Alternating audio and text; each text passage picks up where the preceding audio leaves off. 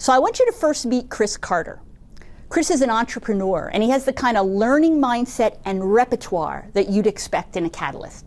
He spent a decade doing international development work, mostly in conflict areas in the Horn of Africa. The idea of using social networks to achieve change has always been compelling to Chris. During the famine in Ethiopia in the mid-1980s, he was already looking at how to use information technology and networking to disseminate information more quickly and more widely in the region. Then, as he described it, Chris became a father and stopped doing dangerous things. Instead, he went to the Boston University School of Public Health, where he ran a series of early networking projects funded by the Robert Wood Johnson Foundation, and he made the transition from development to healthcare. He then helped to develop the world's largest smoking cessation program as CEO of a small startup called QuitNet.com.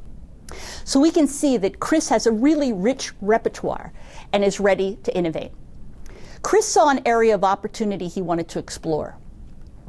Could he use social networking to help people adopt healthier lifestyle choices? To explore the question, Chris enlisted the aid of Essential Design, a Boston-based innovation consulting firm.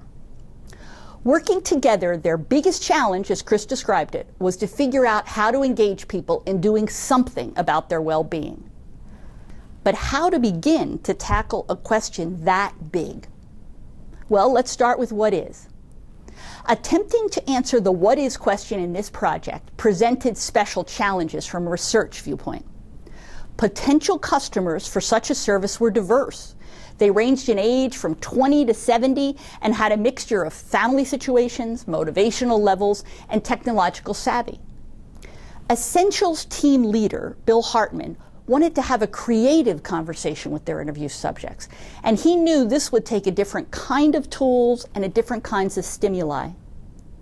The approach Bill decided to take, much like we saw in The Good Kitchen, was ethnographic.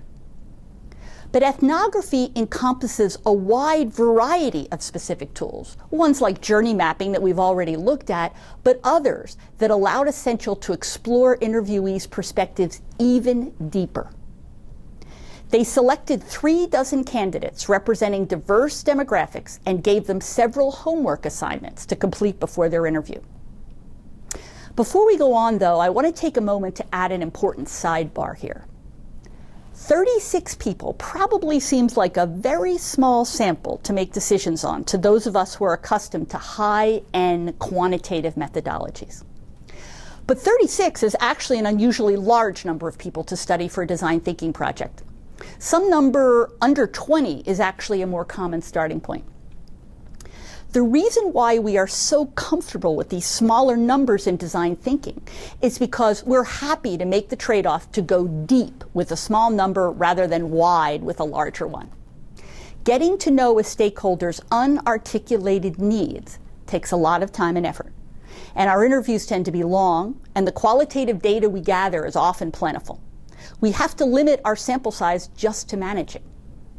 But that's okay, because the purpose of research in the what is stage is not to prove that an idea is good. Let me repeat that. It's not to prove that an idea is good. It's to inspire us to have better, more innovative ideas. And even one interview, if it's a really good one, can accomplish that inspiration. The proving piece in the design thinking methodology happens later. It happens when we ask the question, what wows, and then what works. Those are topics we'll turn to next week. But for right now, let's go back to Chris Carter and his opportunity.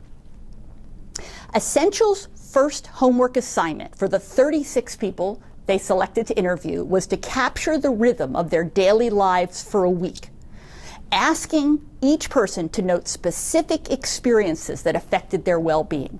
And these could range from skipping breakfast to talking with a spouse about financial matters. Essential provided journals to record these as a reminder to people and to impress upon them the importance of the assignment. Here's an example of a page from one of the interviewees' journals. But the Essential team wanted to go beyond just mapping the health journeys of their interview subjects, and so they chose to use some more projective tools. They asked interviewees to create and bring with them a collage of images that symbolize their perception of well-being and their 5-year projections for themselves. Here's an example of one of those collages that an interviewee actually brought with him to the interview. Pretty impressive, isn't it? It's a great example of how the power of visualization that we talked about in earlier sessions can really make a difference. Imagine what you'd learn as the interviewee walked you through his images here, explaining what each of them meant. These kinds of tools are called projective. These approaches are called projective because, like a Rorschach, they use ambiguous stimuli to get us to project and arrive at deeper thoughts. Now, the subsequent face-to-face interviews also utilized projection, and they were structured to facilitate co-creation between the interviewee and the interviewer, using more projective techniques. One of these was a pinwheel.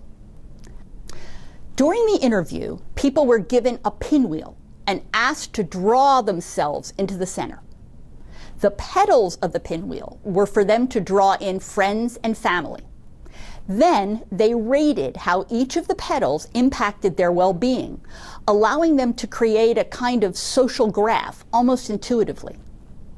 Again, think of the difference between this tool and just asking people who impacted their well-being with no visualization to stimulate their thinking or encouragement to think systematically through a variety of friends and relatives and to give relative weightings to each.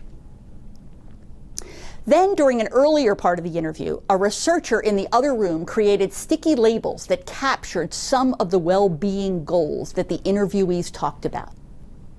During the second half of the interview, participants were then asked to position these on a 2x2 matrix that captured, first, how challenging these goals seemed to be for them to achieve, rating them from easy to achieve to difficult, and then how much help they wanted to achieve them.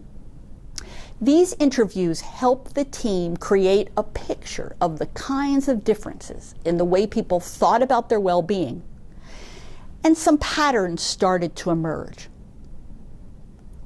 One of the most useful tools in the design arsenal, a tool we call mind mapping, facilitates this search for patterns and themes. It's worth learning more about. We find that the managers we teach this tool to use it for everything, from big innovation projects to even their weekly staff meetings. As they looked for themes and patterns, the team started to see systematic differences in the knowledge, attitude, and skills of the different interviewees. These insights led to the creation of 7 personas, so important that they still hang on the wall at Chris Carter's new company, which he named MeYouHealth, as a reminder of who the company serves. The different personas ranged from the already health-oriented, aware, and achieving persona to the me-time impoverished, who often have significant caretaker roles, such as the mothers of small children. Validation seeker personas want to count their progress in some tangible way, such as steps walked or calories consumed. For them, it's all about checking it off the to-do list. In contrast, the enlightened had a very holistic view of well-being, which incorporated mind, body, and spirit. They were much more interested in the journey than the destination. The idle persona depended on extrinsic motivation, and he needed easy challenges that were social in nature because they were so easily discouraged. And the excuse makers tended to use a lot of humor and were concerned about being shamed for not meeting their goals. Each of these personas needed its own approach to improve well-being, and hence their own design criteria for the best approach to reach them. For the idle persona, for instance, challenges needed to be really simple and extrinsically based, like a text message. Ideally, they would also involve a partner or a group. The creation of personas like these are often employed in the design thinking process as a tool and can help us to pay attention and design for specific types of stakeholders, ones who are often ignored or underserved when we generalize across people and focus on the mean as we do our designing.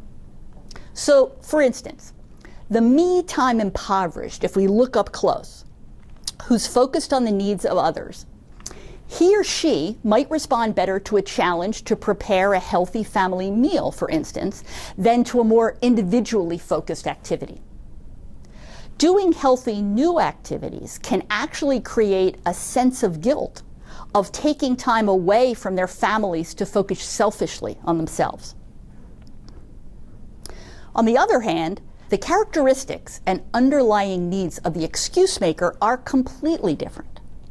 They too may feel overworked and overwhelmed, but while the barriers to success for the me time impoverished are often guilt and family responsibilities, the excuse maker tends to suffer most from his or her personal pessimism and tendency to procrastinate. The kind of help they need to lead healthier lives is very different. The Essential team took all of these insights and used them to create criteria for the qualities of the solution that would help the 7 different personas. They used a set of tools for brainstorming as part of asking what if that you will want to learn more about. These are not the traditional approaches to brainstorming that many managers love to hate, the think of 10 novel uses for a paperclip kind. These are structured techniques aimed at collaborative idea generation. They use trigger questions and multiple rounds of silent idea writing and then sharing to allow us to create sessions that are both data-driven and collaborative, and sessions that are not dominated by the loudest voice or by the hippo, the highest paid opinion in the room.